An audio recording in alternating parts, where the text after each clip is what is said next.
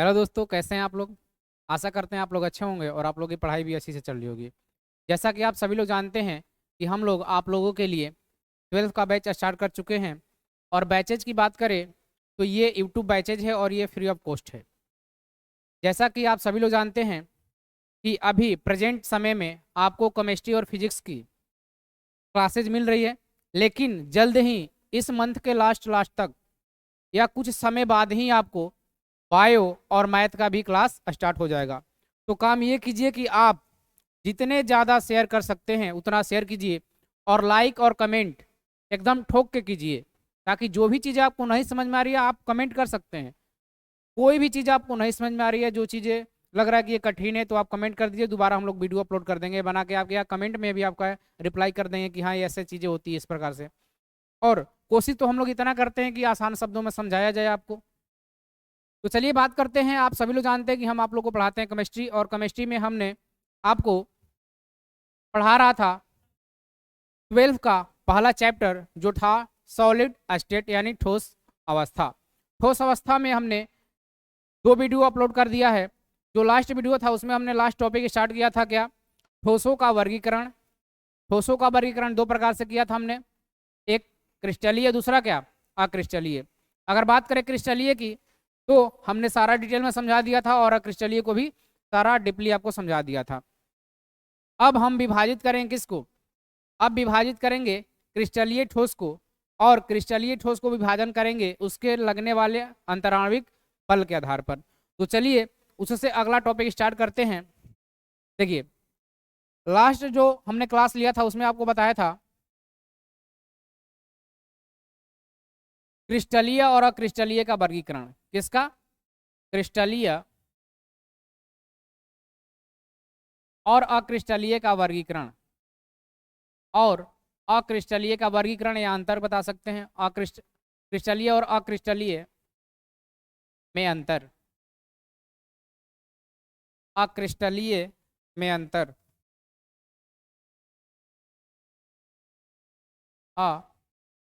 अक्रिस्टलीय में अंतर, ये हमने देखा था लास्ट टॉपिक। सही है। और इसमें बताए थे आपको क्रिस्टलीय क्या होता है, अक्रिस्टलीय क्या होता है, ये सारी चीजें आपको बता दिए थे। क्रिस्टलीय का एग्जाम्पल बताए थे, क्या हो जाएगा, क्रिस्टलीय का चीनी होता है, नमक होता है, लोहा जितने हो गए सब हो जाएंगे इसमें। अक्रिस्टलीय में आते हैं कांच, रबर, प्लास्टिक, सब किसमें आते थे, अक्रिस्टलीय में आते थे। अब देखेंगे इसके बाद वाला, अब देखेंगे जो क्रिस्टलीय ठोस है इसका भी वर्गीकरण किया गया है। जो क्रिस्टलीय ठोस है इसका भी वर्गीकरण किया गया है। अब बात आती है कि किस आधार पर किए हम वर्गीकरण। तो आपको पहले ही बताए हैं कि जो ठोस होते हैं उसमें आकर्षण बल लगता है। सही है, अंतराणविक आकर्षण बल लगता है। उसी अंतराणविक बल के आधार पर हमने विभाजन किया है किसका, क्रिस्टलीय का। सही है। और इसका विभाजन हमने किया है अंतराणविक बल के आधार पर कितने भागों में, क्रिस्टलीय का 4 भागों में। तो वहीं स्टार्ट करते हैं। तो आप हेडिंग दीजिएगा क्रिस्टलीय का वर्गीकरण। स्टार्ट करते हैं, हेडिंग दीजिएगा क्रिस्टलीय का वर्गीकरण, क्रिस्टलीय ठोस का वर्गीकरण। हेडिंग रहेगा क्रिस्टलीय, क्रिस्टलीय ठोस का वर्गीकरण,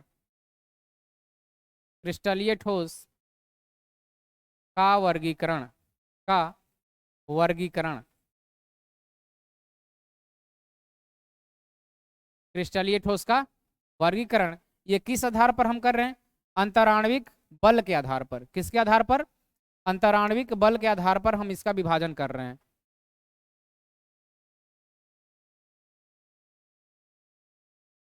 क्रिस्टलीय ठोस का वर्गीकरण किसके आधार पर, अंतराणविक बल के आधार पर। किसके आधार पर, अंतराणविक, अंतराणविक बल के आधार पर, अंतराणविक बल के आधार पर,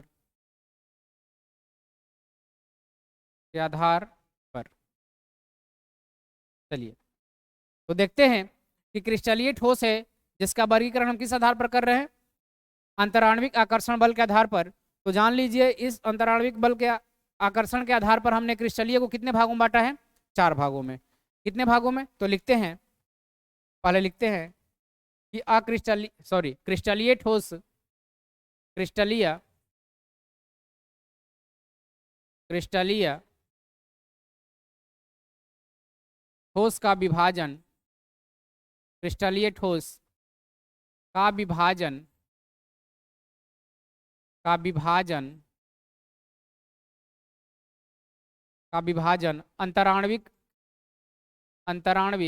आकर्षण बल के आधार पर, अंतराण्विक आकर्षण बल के आधार पर, आकर्षण बल के आधार पर, बल के आधार पर, के आधार पर चार भागों में, पर चार भागों में विभाजित किया गया है, चार भागों में विभाजित किया गया है, चार भागों में क्या किया गया है? विभाजित, विभाजित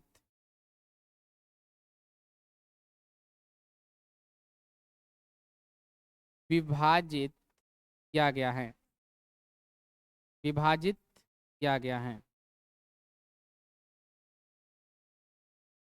मात्राएं गलत हो सकती हैं, लेकिन मात्राओं पर ध्यान मत दीजिएगा, जो चीजें लिखी जा रही है उस पर ध्यान दीजिएगा। क्रिस्टलीय ठोस का विभाजन अंतराण्विक बल के आधार पर चार भागों में किया गया है, अंतराण्विक बल के आधार पर चार भागों में विभाजित किया गया है। सही है। अब ये भाग कौन कौन से हैं ध्यान दीजिएगा। पहले की बात करें तो पहला भाग होता है आणविक ठोस। कौन सा ठोस? आणविक ठोस, आणविक ठोस। सही है। पहला विभाजन करें क्रिस्टलीय ठोस का, ये कौन सा विभाजन है? पहला आणविक ठोस। दूसरा है आयनिक ठोस, दूसरा है आयनिक ठोस, दूसरा आयनिक ठोस। तीसरा है धात्विक ठोस, धात्विक ठोस, धात्विक ठोस। और चौथा है सहसंयोजी, सहसंयोजी या सहसंयोजी ठोस, या इसी को दूसरा नाम बोलते हैं हम लोग नेटवर्क ठोस, नेटवर्क ठोस। सहसंयोजी ठोस को किस नाम से जानते हैं? नेटवर्क ठोस। तो ध्यान दीजिए, क्रिस्टलीय ठोस का वर्गीकरण किस आधार पर? अंतराण्विक आकर्षण बल के आधार पर, यानी कणों के बीच लगने वाले बल के आधार पर। कितने भागों में किए हम लोग? चार भागों में। ये चार भाग कौन कौन से हैं? पहला है आणविक ठोस, दूसरा है आयनिक ठोस, तीसरा है धात्विक ठोस, और चौथा है क्या? सहसंयोजक ठोस या नेटवर्क ठोस। चलिए तो इसका स्क्रीनशॉट लीजिए, फिर देखते हैं कि आणविक ठोस क्या होता है, आयनिक ठोस क्या होता है, धात्विक ठोस क्या होता है, और सहसंयोजक ठोस क्या होता है।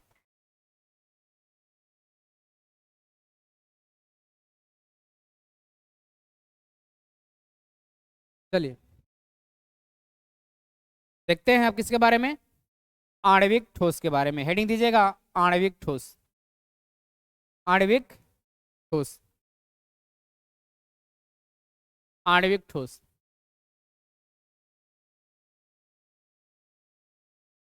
आणविक आणविक ठोस।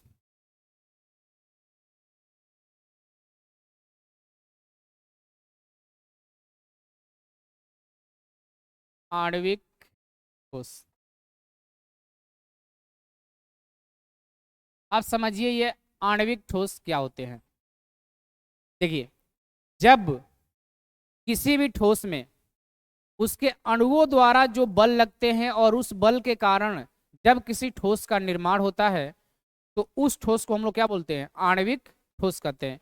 यानी हम जानते हैं प्राकृतिक में अणु भी होते हैं, परमाणु भी होते हैं। तो यदि अणुओं के द्वारा लगने वाले बल के कारण किसी ठोस का निर्माण हो रहा है तो उसी ठोस को हम लोग बोलते हैं कौन सा ठोस? आणविक ठोस कहते हैं। तो चलिए पहले डेफिनेशन लिख देते हैं, फिर आगे समझते हैं। तो लिखिएगा डेफिनेशन, अणुओं के द्वारा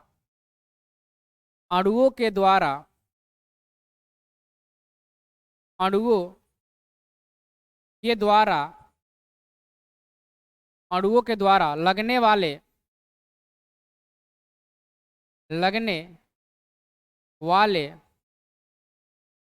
अणुओं के द्वारा लगने वाले बल के कारण बल के कारण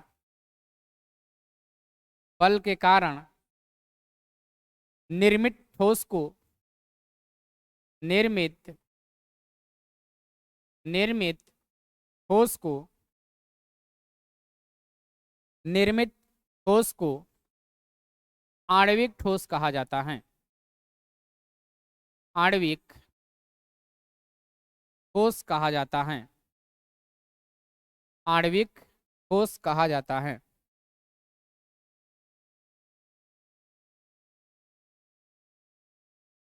आणविक ठोस कहा जाता है।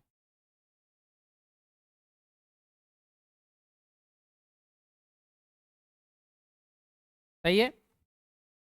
यानी जब कोई ठोस अणुओं के बीच लगने वाले बल के कारण निर्माण होता है या निर्मित होता है तो उसी ठोस को हम लोग बोलते हैं कौन सा ठोस? आणविक ठोस। और ये आणविक ठोस किसका प्रकार है? क्रिस्टलीय का है। अब देखिए जो आणविक ठोस है इसका भी विभाजन किया गया है किस आधार पर? लगने वाले आकर्षण बल के आधार पर। जैसे अभी आपको बताया कि जो क्रिस्टलीय ठोस है ना, ये किसका विभाजन किया हम लोग? ठोस का। स्टार्टिंग में हम लोग ठोस का विभाजन किए थे कितने भागों में? 2 भागों में। पहला था क्रिस्टलीय ठोस, दूसरा क्या था? अक्रिस्टलीय ठोस। फिर हमने क्रिस्टलीय और अक्रिस्टलीय में अंतर देखा।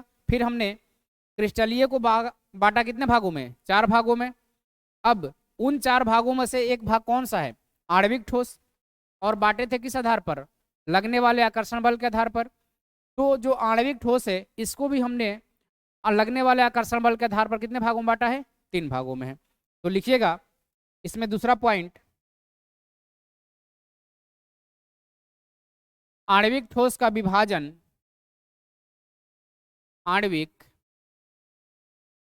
आणविक ठोस का विभाजन आणविक ठोस का विभाजन आणविक ठोस को आणविक ठोस को 3 भागों में विभाजित किया गया है। 3 भागों में विभाजित किया गया है। सही है। पहले ठोस का विभाजन 2 भागों में, क्रिस्टलीय और अक्रिस्टलीय। फिर क्रिस्टलीय का विभाजन 4 भागों में। सही है। फिर आणविक ठोस का विभाजन कितने भागों में? 3 भागों में। कितने भागों में? 3 भागों में। तो चलिए देखते हैं भाग कौन कौन से है। तो इसमें पहला जो भाग आएगा, इसमें पहला यानी ए जो है ये होगा अध्रुवीय ठोस। कौन सा ठोस? अध्रुवीय ठोस। अध्रुवीय ठोस। अध्रुवीय ठोस। दूसरा होगा ध्रुवीय ठोस। ध्रुवीय ठोस। दूसरा कौन सा ठोस होगा? ध्रुवीय ठोस। और तीसरा जो है ये होगा हाइड्रोजन ठोस। हाइड्रोजन ठोस। सही है। पहला हमने क्या देखा? आणविक का विभाजन 3 भागों में। कौन कौन? अध्रुवीय आणविक ठोस, ध्रुवीय आणविक ठोस और हाइड्रोजन आणविक ठोस। ये 3 भागों में विभाजित कर दिया। चलिए तो इसका एक बार स्क्रीनशॉट लीजिए। फिर देखते हैं कि जो ध्रुवीय ठोस होता है, जो ध्रुवीय आणविक ठोस होता है वो क्या होता है, जो अध्रुवीय आणविक ठोस होता है वो क्या होता है, और जो हाइड्रोजन आणविक ठोस होता है वो क्या होता है। तो एक बार स्क्रीनशॉट ले लीजिए, फिर आगे देखते हैं इसके।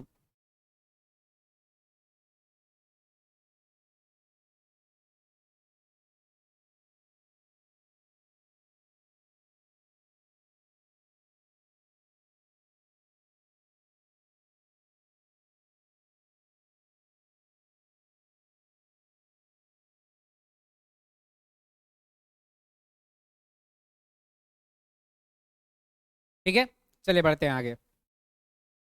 अब देखते हैं अध्रुवीय ठोस। किसे बोलते हैं? हेडिंग दीजिएगा अध्रुवीय ठोस। हेडिंग है अध्रुवीय ठोस, अध्रुवीय आणविक ठोस, अध्रुवीय आणविक ठोस, आणविक ठोस, अध्रुवीय आणविक ठोस।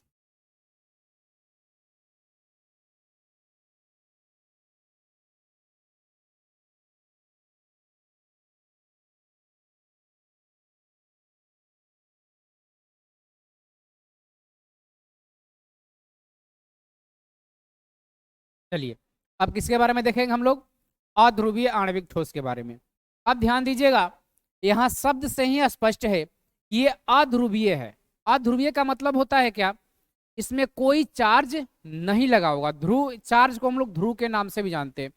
जैसे आप जानते हो कि ज्योग्राफी पढ़े होंगे तो आपको पता होगा कि हम लोग जब ध्रुव की बात करते हैं तो हमारे पास दो ध्रुव होते हैं पृथ्वी में। एक नॉर्थ पोल होता है, नॉर्थ यानी उत्तरी ध्रुव होता है, क्या होता है दक्षिण ध्रुव होता है।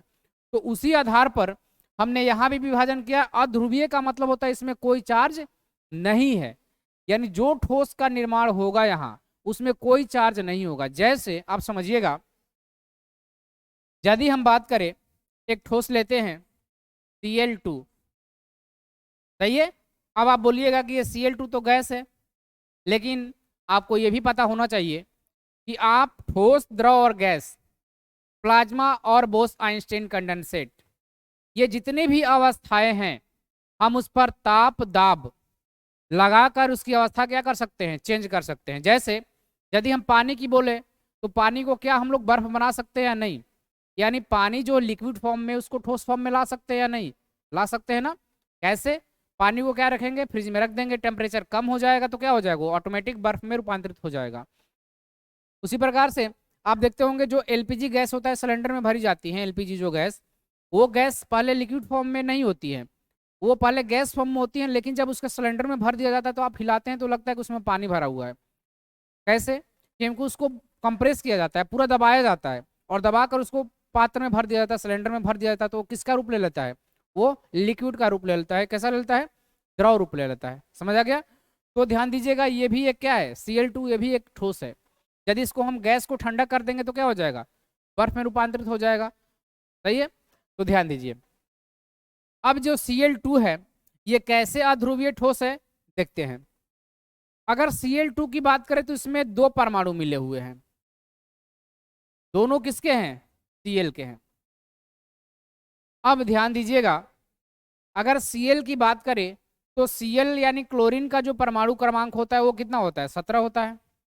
और यहां भी कितना होगा? इसका परमाणु क्रमांक 17 होगा। अगर इलेक्ट्रॉनिक विन्यास की बात करें तो इलेक्ट्रॉनिक विन्यास निकालेंगे इसका, तो इसका इलेक्ट्रॉनिक विन्यास और इसका इलेक्ट्रॉनिक विन्यास, दोनों का इलेक्ट्रॉनिक विन्यास क्या होगा? समान होगा, लेकिन कितना कितना होगा देखिए। यदि इसकी बात करें तो आपको पता है कि पहले वाले कक्षा में कितने इलेक्ट्रॉन होते हैं? 2 इलेक्ट्रॉन। अधिकतम पहले वाले कक्षा में 2 इलेक्ट्रॉन रह सकते हैं। दूसरे वाले कक्षा में अधिकतम कितने इलेक्ट्रॉन रह सकते हैं? दूसरे वाले कक्षा में अधिकतम 8 इलेक्ट्रॉन रह सकते हैं। तो पहले वाले में 2, दूसरे वाले में कितना? 8। तो तीसरे वाले में कितना बचेंगे? 7। उसी प्रकार से यहाँ भी देखेंगे तो यहाँ भी कितना होगा? 2, 8 और कितना होगा? 7। अब देखिए, कोई भी अणु या परमाणु या कण आपस में जुड़ते हैं, बंध बनाते हैं, तो एक ही चीज वहां मायने रखती है, वो रखता है क्या? बाह्यतम कक्षा में 8 इलेक्ट्रॉन पूर्ण करना। अब ये क्या है? बाह्यतम कक्षा में सर आपने बता दिया कि बाह्यतम कक्षा में 8 इलेक्ट्रॉन पूर्ण होता है तभी ये बंध बनाता है। ऐसा क्यों? तो ध्यान दीजिए, व्यवहारिक जीवन में आपने भी देखा होगा कि आप पढ़ रहे हैं किसके लिए? अस्थाई बनने के लिए पढ़ रहे हैं। जॉब लगेगा, शादी हो जाएगा, बच्चे हो जाएंगे, क्या हो जाएंगे आप? अस्थाई हो जाएंगे। उसी प्रकार से ये भी चाहता है कि यदि मेरे बाह्यतम कक्षा में यानी बाहर वाले कक्षा में 8 इलेक्ट्रॉन हो जाएंगे तो हम क्या हो जाएंगे? अस्थाई हो जाएंगे। समझ आ गया? जैसे हम सब लोग चाहते हैं कि हम अस्थाई हो जाएं, उसी प्रकार से ये भी चाहता है कि यदि मेरे बाह्यतम कक्षा में 8 इलेक्ट्रॉन हो जाएंगे तो हम क्या बन जाएंगे? अस्थाई बन जाएंगे। तो इसको 8 इलेक्ट्रॉन पूर्ण करने के लिए क्या करना पड़ेगा? ध्यान दीजिएगा, यहाँ भी बाहर वाले कक्षा में बाह्यतम कक्षा का मतलब होता है बाहर वाला कक्षा। यहाँ भी बाहर वाले कक्षा में कितने इलेक्ट्रॉन है 7, और यहाँ भी बाहर वाले कक्षा में कितने इलेक्ट्रॉन है 7, और इस बाहर वाले कक्षा में इलेक्ट्रॉन को संयोजी इलेक्ट्रॉन भी कहा जाता है। समझ आ गया? संयोजी इलेक्ट्रॉन भी कहा जाता है और बाहर वाली कक्षा को संयोजी कक्षा भी कहा जाता है, वो चीजें बाद में देखेंगे। तो इसके बाहर वाले कक्षा में कितने इलेक्ट्रॉन है 7 इलेक्ट्रॉन है। यहाँ भी बाहर वाले कक्षा में कितने इलेक्ट्रॉन है 7 इलेक्ट्रॉन है। अब ध्यान दीजिए, यदि यहाँ 7 इलेक्ट्रॉन है, यहाँ 7 इलेक्ट्रॉन है, दोनों को 8 बनाना है। 8 बना है तभी एक साथ जुड़ा हुआ है, अन्यथा ये जुड़ा नहीं रहता, क्योंकि जब तक किसी से आपको बेनिफिट नहीं होता तब तक आप किसी के साथ नहीं जुड़ते हैं। सही है, चलिए तो यहाँ देखते हैं 8 8 बनाते हैं, तो कैसे 8 बनेगा ध्यान दीजिएगा। अगर बात करें क्लोरीन की तो उसके बाहर वाले कक्षा में कितने इलेक्ट्रॉन है 7 हैं, तो उसको हम थोड़ा डीपली करके बताते हैं, ध्यान दीजिएगा। बनाते हैं किसका? क्लोरीन का। क्लोरीन की बात करें तो इस क्लोरीन पर हम इलेक्ट्रॉन दिखाएंगे 7, बाहर वाले कक्षा को दिखाते हैं तो उसे बोलते हैं लुईस प्रतीक। सही है, तो क्लोरीन पर हम लुईस प्रतीक लिख रहे हैं, तो जितना बाहर वाले इलेक्ट्रॉन होते हैं उसी को यहाँ लिख देता है और पेयर में लिखा जाता है, यानी जोड़े में। तो यहाँ बना रहे हैं 2 का इलेक्ट्रॉन का जोड़ा, यहाँ 2 का इलेक्ट्रॉन का जोड़ा बना दिए, यहाँ 2 का इलेक्ट्रॉन का जोड़ा बना दिए, यानी कितने इलेक्ट्रॉन टोटल हो गए 6 इलेक्ट्रॉन हो गए। मेरे पास बाहर वाले कक्षा में कितने इलेक्ट्रॉन थे 7 इलेक्ट्रॉन थे, तो जो 1 इलेक्ट्रॉन बच गया है हम वहाँ यहाँ लिख देते हैं 1 इलेक्ट्रॉन को। सही है, ये हमने पहले वाले का बना लिया। उसी प्रकार से दूसरे वाले का भी बनाएंगे, सेम बनेगा। 2 का पेयर बना लेते हैं, ये इस साइड बनाते हैं ताकि ये साझा कर लेगा।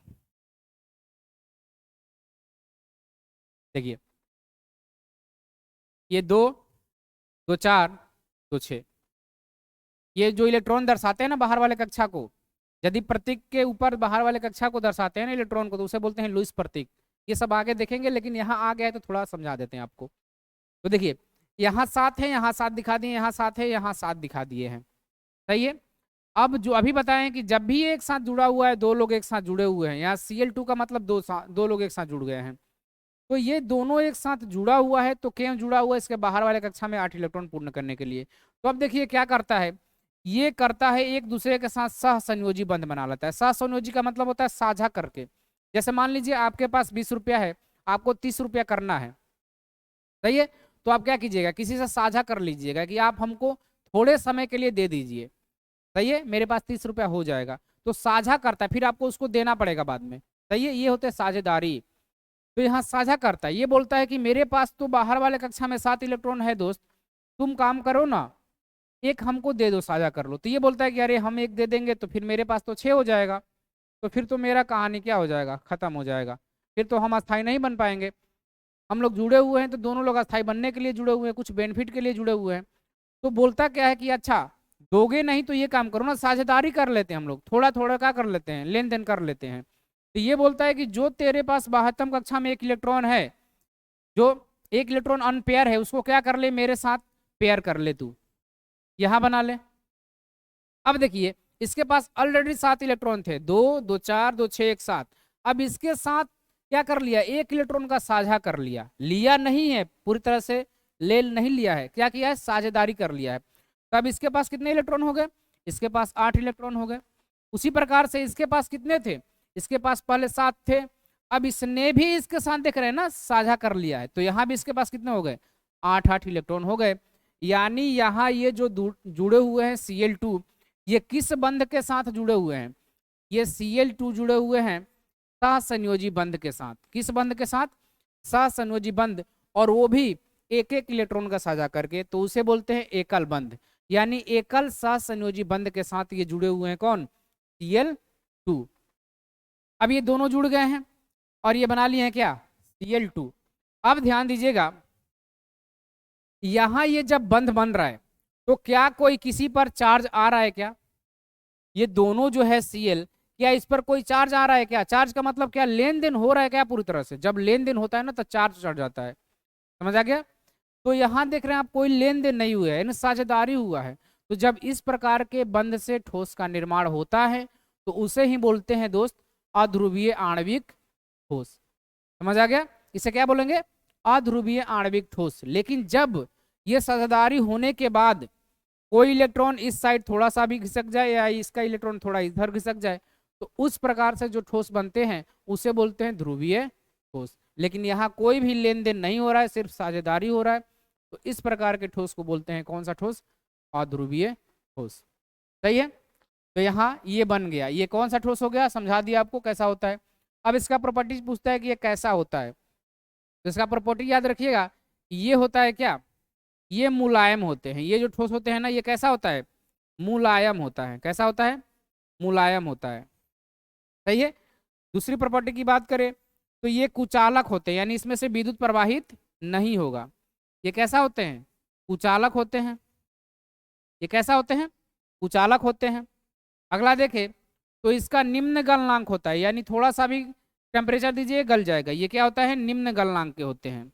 निम्न गलनांक के होते हैं, इसका निम्न गलनांक होते हैं, निम्न गलनांक होता है। सही है। चलिए, तो आपको समझा दिए हैं कि अध्रुवीय ठोस क्या होता है। अध्रुवीय ठोस का मतलब होता है कोई चार्ज नहीं होना चाहिए। यहाँ कोई चार्ज नहीं है, चार्ज रहता तो यहाँ प्लस लगा रहता, यहाँ माइनस लगा रहता, तब ये चार्ज होता। लेकिन यहाँ कोई प्लस माइनस नहीं लगा हुआ। और प्लस माइनस कब लगता है ये भी जान लीजिए, थोड़ा सा आगे तो पढ़ेंगे ही। प्लस कब लगता है? जब कोई चीज देते हैं, आपके पास धन ज्यादा होगा तभी तो देंगे ना। धन ज्यादा हो यानी प्लस में है, आप बेनिफिट में है। समझ आ गया। तो जब किसी को आप देते हैं तो आप पे प्लस चार्ज लगता है। जब कोई ले लेता है तो लेगा तो कोई कर्जा ही लेगा, तो कर्जा लेगा तो ऋण चढ़ जाता है। यानी जब कोई लेता है तो उस पर ऋण चढ़ता है, जब कोई देता है तो उस पर क्या होता है? धन चढ़ता है। सही है। और जो धातु होते हैं वो देते हैं, और जो अधातु होते हैं वो क्या होते हैं? लेते हैं। ये सारी चीजें बाद में पढ़ेंगे, बस थोड़ा सा यह समझाना था इसलिए आपको समझा दिए हैं। चलिए, तो आप इतना समझ चुके हैं, इसको एक बार नोट कर लीजिए।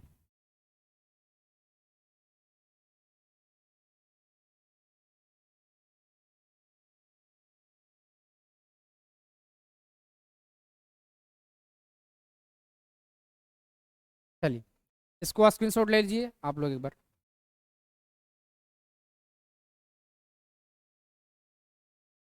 गर्मी का मौसम आ गया है ना।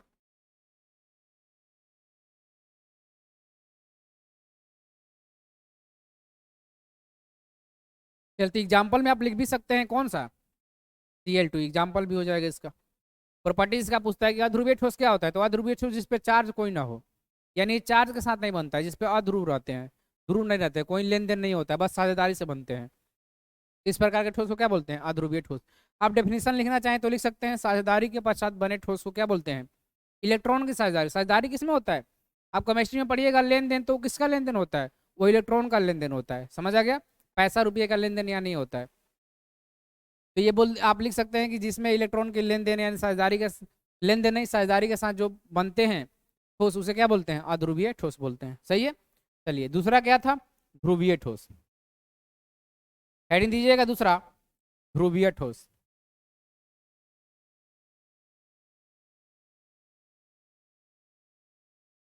ध्रुवीय ठोस, ध्रुवीय आणविक ठोस,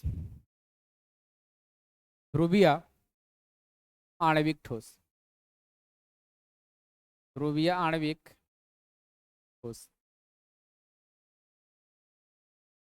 ध्रुवीय आणविक ठोस।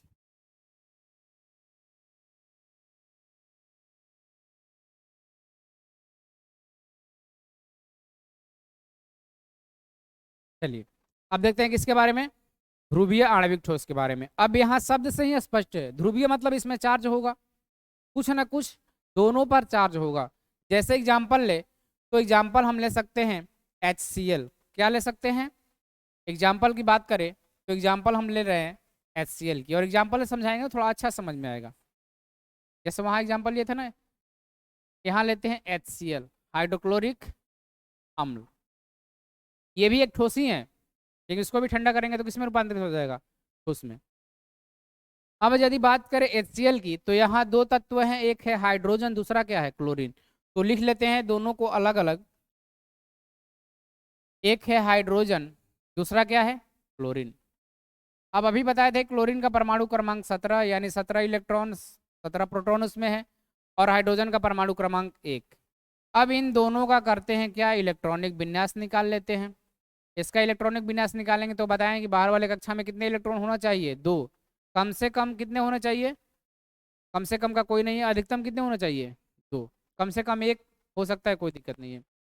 तो यहाँ एक ही है तो कितना होगा? पहले वाले कक्षा में एक ही इलेक्ट्रॉन होंगे, क्योंकि अधिकतम 2 रख सकते हैं, लेकिन एक है तो एक ही रखेंगे। और यहाँ क्या होगा, इसका होगा 2, 8 और क्या 7। सही है। इसका इलेक्ट्रॉनिक विन्यास 1 और इसका इलेक्ट्रॉनिक विन्यास क्या है, 2, 8 और 7 है। अब देखिए, अब ये दोनों जुड़े हुए हैं, तो बताए हैं कि जब भी जुड़ेंगे तो ये अपना अष्टक पूरा करने के लिए, अस्थाई पूरा करने के लिए ही जुड़े होंगे। सही है। बार बार बताते हैं कि जब भी किसी के साथ आपका संबंध बनता है तो आपका संबंध तभी बन पाता है जब आपके साथ बेनिफिट होता है या आप उससे बेनिफिट प्राप्त करते हैं। सही है। तो यहाँ भी जब ये दोनों जुड़े हुए हैं आपस में, तो कोई ना कोई यहाँ बेनिफिट हो ही रहा होगा, और बेनिफिट ये होता है कि ये दोनों बन जाते हैं अस्थाई। समझ आ गया। तो अस्थाई बनेंगे तो बताएं कि बाहर वाला कक्षा में कितने इलेक्ट्रॉन होना चाहिए, 8। लेकिन ये भी ध्यान दीजिएगा, हाइड्रोजन और हीलियम को छोड़कर 8 होने चाहिए। समझ आ गया। हाइड्रोजन और हीलियम को छोड़कर कितने होने चाहिए, 8 इलेक्ट्रॉन होने चाहिए सब में। और हाइड्रोजन और हीलियम में कितने, बस 2। हाइड्रोजन और हीलियम के बाह्यतम कक्षा में 2 इलेक्ट्रॉन हो जाते हैं तो अस्थाई बन जाता है। बाकी सभी तत्वों के बाह्यतम कक्षा में 8 इलेक्ट्रॉन होते हैं तो क्या बनता है, अस्थाई बनता है। अब देखिए, हाइड्रोजन है और यहाँ क्या है, क्लोरीन है।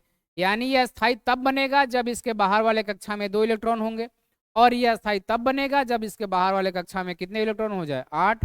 इसके बाहर वाले कक्षा में 1 इलेक्ट्रॉन है, इसके बाहर वाले कक्षा में कितने इलेक्ट्रॉन है, 7 इलेक्ट्रॉन है। चलिए सबसे पहले लुईस प्रतीक दिखाते हैं।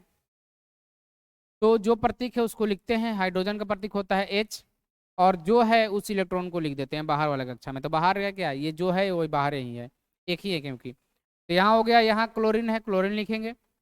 बाहर वाले कक्षा में कितने इलेक्ट्रॉन है, 7, 7 इलेक्ट्रॉन लिख लेते हैं। सही है। 7 इलेक्ट्रॉन हमने लिख लिया यहाँ पे, और यहाँ 1 है। अब देखिए, ये चाहेगा कि मेरे साथ कितना हो जाए, 8 इलेक्ट्रॉन हो जाए, और ये भी चाहेगा कि मेरे पास कितने इलेक्ट्रॉन हो जाए, 2 इलेक्ट्रॉन हो जाए, तो दोनों अस्थाई बन जाएगा। तो करेगा क्या, यहाँ एक ही ऑप्शन बच गया है ना, तो ये लेन देन कर सकता है, क्योंकि ये 1 दे देगा तो इसके पास कुछ बचेगा नहीं, बेचारा ये कटोरा उठा लेगा। और इसके पास यदि 8 हो जाएगा, ये दे देगा तो इसके पास 6 हो जाएंगे, इसका अस्थाई पूरा ही नहीं होगा। सही है। तो ऐसा लेन देन नहीं होगा। यहाँ भी क्या होगी, यहाँ भी साझेदारी होगी। क्या होगी, यहाँ भी साझेदारी होगी। तो साझेदारी हो गई एक एक इलेक्ट्रॉन का। तो देखिए, अब यहाँ 1 इलेक्ट्रॉन था, इसके साथ साझेदारी कर लिया, इसके बाहर वाले कक्षा में कितने इलेक्ट्रॉन हो गए, 2। और हाइड्रोजन को 2 ही चाहते हैं अस्थाई बनने के लिए, और हीलियम को भी। और यहाँ था कितना, 7। यहाँ से 1 इलेक्ट्रॉन ले लिया तो इसके पास कितने हो गए, 8 इलेक्ट्रॉन हो गए। अब ये भी क्या हो गया, अस्थाई बन गया। यानी दोनों अस्थाई बन गए। और ये अस्थाई कब बने हैं, जब हाइड्रोजन और क्लोरीन के बीच सिंगल बंध बना हुआ है। सिंगल सहसंयोजी बंध यानी एकल सहसंयोजी बंध बना हुआ है। अब देखिए, यदि हम इस पे समझे तो ये Cl और Cl ये दोनों समान तत्व थे। समझ आ गया। यहां बात करें तो इसके नाभिक में कितने प्रोटॉन होंगे, 17 प्रोटॉन होंगे। इसके नाभिक में कितने प्रोटॉन होंगे, 17। और प्रोटॉन पर कौन सा चार्ज लगा रहता है, प्लस चार्ज लगा रहता है। कौन सा चार्ज लगा रहता है, प्लस चार्ज। तो यहाँ भी 17 प्रोटॉन है, और यहाँ भी कितने प्रोटॉन होंगे, यहाँ भी 17 प्रोटॉन होंगे। यहाँ भी कितने प्रोटॉन होंगे, 17 प्रोटॉन होंगे। और यहाँ भी कितने प्रोटॉन होंगे, 17 प्रोटॉन होंगे। तो यदि संख्या समान है तो क्या कोई इधर उधर जा सकता है क्या। यदि हम बोले कि आपके पास भी बल उतना है जितने दूसरे के पास है, तो क्या दोनों आदमी को हम क्या करें, खींचने को बोले, एक दूसरे को तानने को बोले, तो क्या कोई इधर उधर जा सकता है क्या, नहीं जा सकता है, क्योंकि दोनों के पास समान बल है। तो यहाँ दोनों के पास क्या है, समान बल है। यहाँ भी प्रोटॉन पॉजिटिव में कितने हैं, 17। यहाँ भी प्रोटॉन कितने हैं, 17। यानी संख्या समान है। तो यदि संख्या समान है तो ये कहीं नहीं जा सकता, यानी आगे पीछे नहीं जा सकता। ये न तो आपस में चिपक सकता है, न तो फैल सकता है, क्योंकि दोनों के बीच बल क्या है, समान है। सही है। नाभिक में दोनों के बीच प्रोटॉन की संख्या कितनी है, 17 इसमें भी है, 17 इसमें भी है।